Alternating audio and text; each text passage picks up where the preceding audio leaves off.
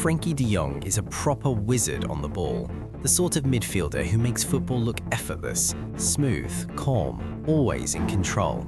And yet somehow he spent years being overlooked. When people talk about Barcelona's midfield magic, the spotlight usually goes to Pedri or Lamine Yamal, but Frenkie, different kind of magician. Not flashy for the sake of it, just pure class. Few midfielders in world football can carry the ball like him. He glides past pressure, breaks lines, and drags his team up the pitch like it's nothing. Watch him closely and you'll see it. The balance, the timing, the composure, it's elite. But his journey at Barcelona hasn't been plain sailing, far from it. There's been noise about wages, constant criticism, long injury spells, moments where fans lost patience. He was even booed coming on as a sub. The club tried to sell it more than once. It genuinely felt like his time was up. But against all odds, Frenkie fought back. When Flick arrived, everything changed. Flick backed him, trusted him, rebuilt him, and put him back where he belongs, right at the heart of Barcelona's midfield. This is the story of Frenkie de Jong's redemption. It all started quietly. Ajax paid just €1 million for a skinny teenager from Willem II. No hype, no headlines, nobody saw a superstar coming. But once you watched him play, something felt different. Pressure didn't bother him, the ball stuck to his feet. He glided past players like they weren't even there, always in control, never rushed.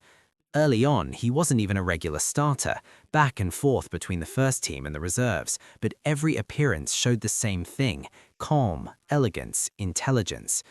By 2017, things shifted. Injuries forced Ajax to use him at centre-back. Sounded mad at the time, but it unlocked him. Dropping deep, collecting the ball, driving straight through the middle, breaking lines, carrying the team forward on his own. Then came the 2018-19 season, and that Ajax side was fearless, young, confident, full of swagger, but the engine, Frenkie de Jong. He was bullying presses, dancing through traffic, making elite teams look ordinary. Real Madrid were ripped apart at the Bernabeu. That moment where Frenkie glides past Luka Modric felt symbolic. Old guard out, new era in. Juventus were next, Cristiano Ronaldo and all. Gone. Ajax was seconds from a Champions League final before Spurs broke hearts. Fairy tale over, but the world had seen enough. Barcelona paid €75 million.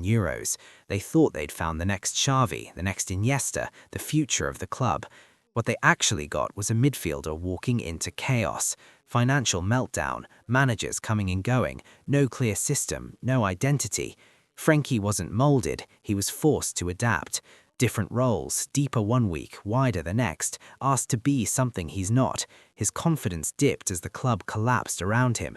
The 8-2 against Bayern, Messi leaving, pure mess.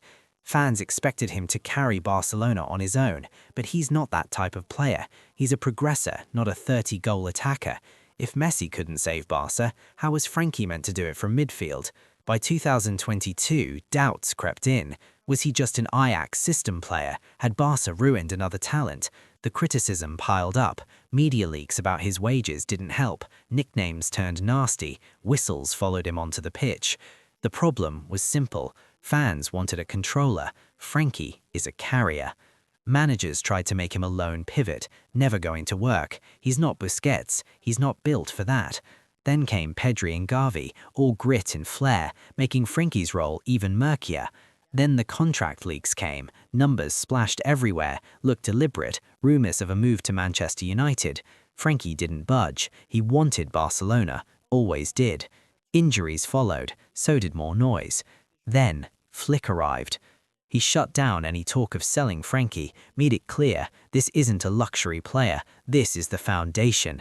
It didn't click straight away. Competition was fierce, some rough performances, more boos, no bandwhip, no leadership shouts. At one point he looked finished, but Flick stuck with him. He changed the system, gave Frenkie freedom, paired him with Pedri, let him roam, let him breathe, and suddenly, there he was again. Dropping deep, escaping presses, carrying the ball through chaos, running games, dictating tempo, making opponents chase shadows. Look at Newcastle away, look at Valencia, look at the Bernabeu. 4-0, Madrid humbled. Frenkie ran the show, shut down Bellingham, played through presses like they weren't there, vertical passes, quick decisions, total dominance. That's Frenkie de Jong. Not loud, not flashy, just elite. Once doubted, once whistled, now untouchable. He fell, but he didn't fold. And now he's back where he belongs, one of the best midfielders in Europe. Again.